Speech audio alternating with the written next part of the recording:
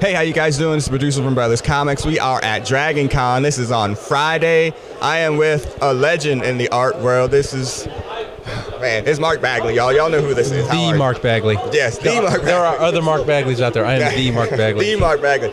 I have a funny story for you before I start this question.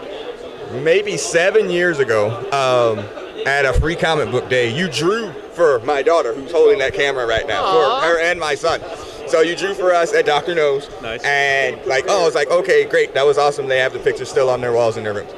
Then we went to go see Avengers Age of Ultron.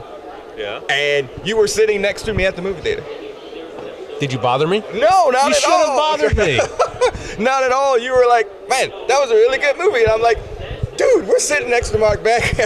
I'm not sure I said it was a really good movie. Yeah, Age of Ultron wasn't that good, but no, that's cool. Awesome. It is a small town. Yes, it is. I mean, I'm at the Peachtree Plaza, facing north on the 58th floor. I can literally see where my house is in Marietta. Oh, wow. It's like, yeah, there's Lost Mountain, and boom, there's that. Awesome. Yeah. Hey, I want to take you back to like 1997. Right. Like on our podcast, we're reviewing the Thunderbolts, the original OG version. All right. And I was talking to Kurt Busiek via Twitter, and he was just like, it's a kind of a wild story how we kind of got to that point. What do you remember about drawing it?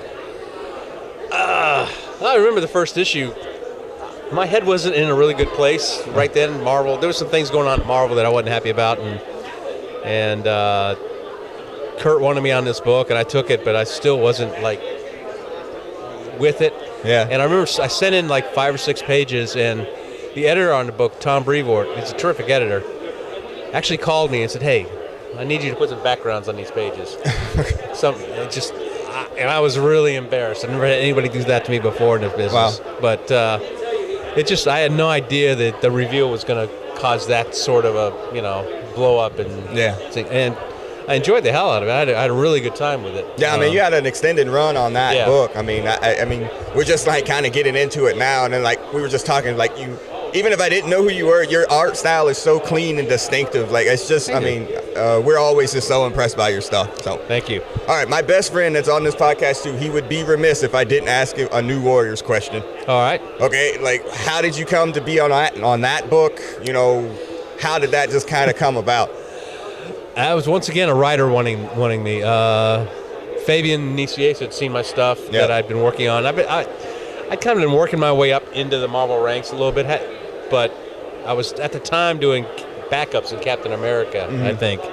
And I had just, like 3 or 4 months before, 4 or 5 months before, slowed down my output because I wasn't getting the kind of assignments I thought I should get. And I mean, my wife had just quit work, and it's like, because I was making just enough money for her to do that, and she's like, good timing, dumbass, But I slowed down, and the work got better, and Fabian, brought it to Danny Fingeroth, suggested me, and they hired me on. Awesome. And it was a great experience as well. Fabian's just a wonderful writer, and the book, these characters that nobody really cared about,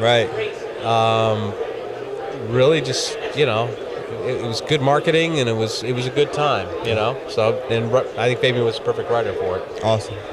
So you come to this every year? This is your hometown? No, not every year. I come like every 3 or 4 years. Oh, okay. Yeah. So what do you enjoy most about this? DragonCon? Yeah. Oh, I love DragonCon. Yeah. So, I actually not it. Yeah. I love seeing the fans, and that's the best thing. My problem with DragonCon is there's so many people, and it's so tight. You can't.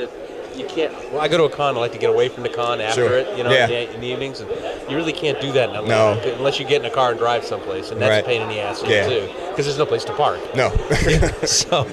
I'm here mainly because my daughter loves it and my grandkids love it. They do some of the cosplay and all that stuff. Awesome. So I do it every 3 years, and they treat comic book people really well, which they didn't for a long time. They fixed that about 10 years ago. Awesome. And so it's a good show. This may get me banned from DragonCon the rest of my life, but we'll edit it out. I like being honest. Awesome. All right, Mr. Bagley, thank you so much, man. I really appreciate it. All right. Take care. Thank you.